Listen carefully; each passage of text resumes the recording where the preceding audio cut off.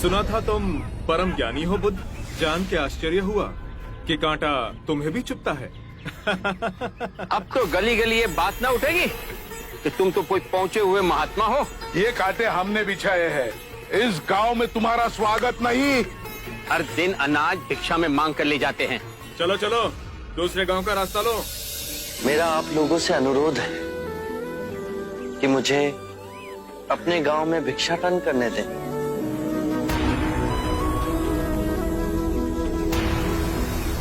ठीक है, भिक्षा चाहिए तो दे अपने रक्त की आहुति।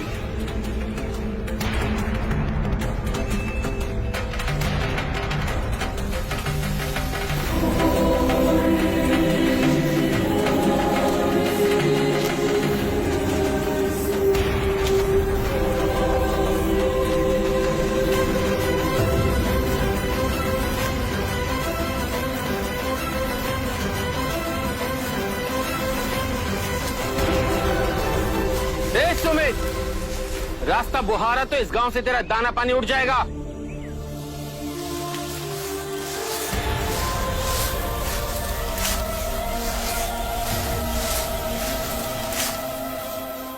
आप गांव में प्रवेश कीजिए।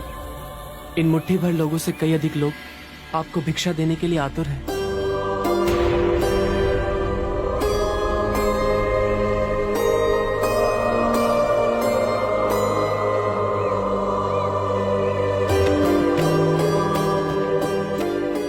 आप मुझे ना छूए। हाँ? नहीं तो मेरी छाया भी पड़ी आप दूषित हो जाएंगे। क्यों दूषित हो जाऊंगा मैं? तुम भी हम सभी की तरह मनुष्य ही हो, और एक मनुष्य का स्पर्श दूसरे मनुष्य को कैसे दूषित कर सकता है? केवल लालच, घृणा, मोह, तृष्णा हम ही मनुष्य को दूषित करते हैं। और तुम जैसा मनुष्य जिसमें इतना प्यार भरा हो, वो केवल दूसरों को सुख ही दे सकता है, दुख नहीं। कैसे महात्मा हो तुम? तुम्हें तो जाति वर्ण का ज्ञान भी नहीं है। चोला पहने कोई सन्यासी नहीं होता। अरे पाखंडी हो तुम, पाखंडी। जो मानव से उसकी मानवता को छीनता है, पाखंडी वो होता है। यदि मुझे पाखंडी कहे आप सभी को संतोष मिलता है तो ये उचित है, परंतु इस मनुष्य में भी हमारी तरह प्राण बसे। इसे नीचा कहे, इसका तिरस्कार करना सबसे बड़ा पाखंड है। यदि जानते नहीं हो तो मैं बता दूं, ये धर्मशास्त्र है। पाखंड कैसे हुआ? जिस मिट्टी से सारी मानवता का सृजन हुआ, उसी से इसका भी हुआ। मानव और मानव में भेद कर आप सृजनकर्ता पर कीचड़ उछाल रहे हैं। यदि हम आकाश में कीचड़ उछालेंगे तो आकाश तो ऊंचा ही रहेगा, परंतु कीचड़ वापस हमारे ऊपर ही गिरेगा। आकाश ने तो भेद नहीं किया, वो हम सभी को एक पिता समान ढके हुए है। ये धरती धान उपजती है, इसने हमारे साथ भेदभाव नहीं किया। ये हवा हम सभी के लिए समान बहती है। पानी हर प्यासे की तृष्णा को बुझाता है। जब प्रकृति भेदभाव नहीं करती तो हम मनुष्य में भेदभाव क्यों करते हैं? यदि ऐसा है तो इससे संघ में भिक्षु क्यों नहीं बनाते? बहुत अच्छा सुझाव दिया आपने। सुनीत, क्या तुम भिक्षु बनना चाहोगे? मैं अछूत, आप जैसे महात्मा का भिक्षु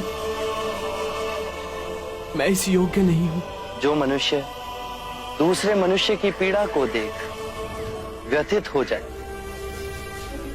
उससे उत्तम कोई दूसरा नहीं। मैं बुद्ध स्वागत करता हूं सुनीत का हमारे भिक्षु संघ में।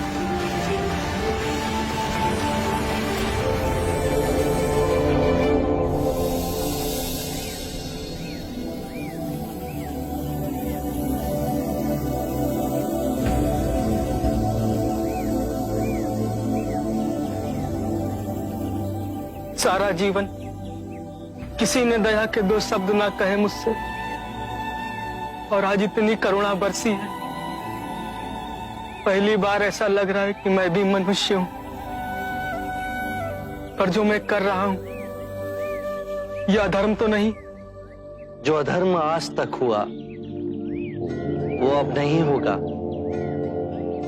हर मनुष्य में चेतना का द्वार है, बस उसे ही अपनी संभावना को पाना है, अपनी गरिमा पे पुनः लौटना है। मेरा मार्ग प्रेम का है, वहां सबका सत्कार है। गंगा, यमुना, ऐरावती, सरयू, माही, ये सब नदियां हैं, और ये सब अंत में वह सागर में मिल जाती हैं। वहां उनका ना भेद होता है, ना ही नाम। उसी प्रकार जिस भी मनुष्य ने अपना गृह त्याग कर सत्य के पथ पर चलने का निश्चय किया, चाहे वो ब्राह्मण हो या क्षत्रिय, वैश्य या शूद्र ही क्यों ना हो, उसी महासागर में विलीन हो जाते हैं।